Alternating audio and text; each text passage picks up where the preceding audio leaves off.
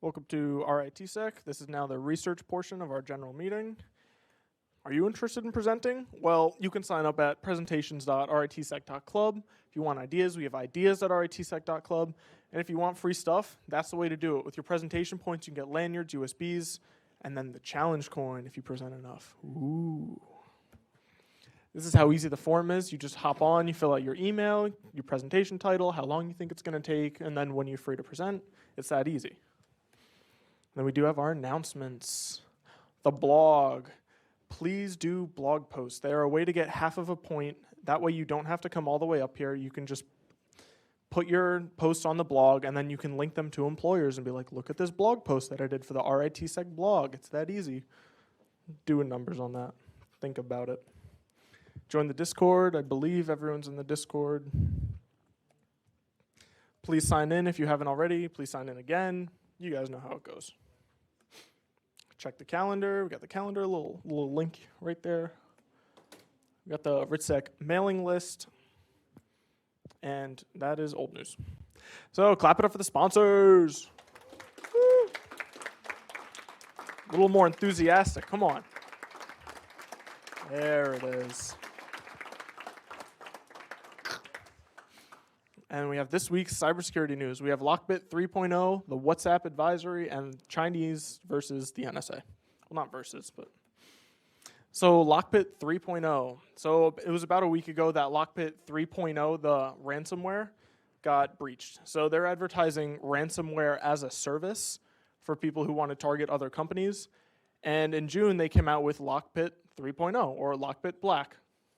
And they had a bunch of new features on it. It was like kind of their next step in ransomware, and they have anti-analysis, a ransomware bug bounty program, and new extortion methods.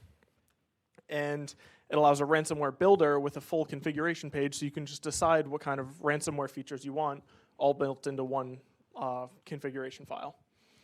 And there was a security reacher named I found out that was Export. That's what he wanted. I like that. He was contacted by a user named Proton Leaks with all of the source code for Lockbit. And that was kind of a big deal. And a Lockbit malware representative has come out and said, we didn't get hacked. It was a disgruntled employee that leaked all of our ransomware software. And this is kind of a big deal to both Lockbit and to all organizations because A, they're losing money, boo-hoo, oh no. But organizations can now become subject to the attacks because now all of the ransomware is just out there for people to grab and then customize. And this was actually already used in the wild by the Bloody ransomware gang, and they used it against a Ukrainian entity. So like customizable ransomware is already being used in the field. And now we have the WhatsApp advisory.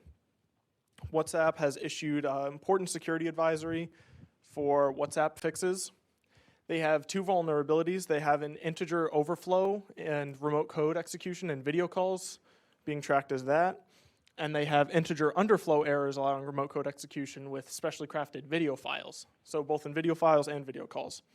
The first one has a critical rating of 9.8, and it impacts the video call handler. And using bug manipulation, they can trigger heap-based buffer overflows and just completely take control of a client. And then the second one is a high severity, and it's impacting the video file handler, and it executes when somebody opens a video file that was sent to them. WhatsApp is saying that it was discovered internally. There's no exploitation evidence, but users are still being advised to update as soon as possible.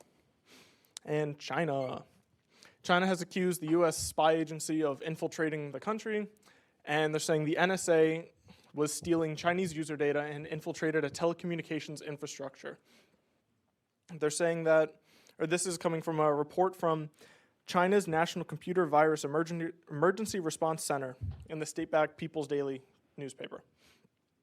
So they're saying it began with a man-in-the-middle attack on Northwestern Polytechnic University, and then they were eventually able to get remote access into the core data network of a telecommunications infrastructure operator, and then they were able to access Chinese citizens' data of those with sensitive identities. So important data coming from them. And their proof that it was the United States, back in 2016, there was a leak from shadow brokers with some NSA tools, and they claimed that they picked up on these tools that were leaked and known to be used by the NSA.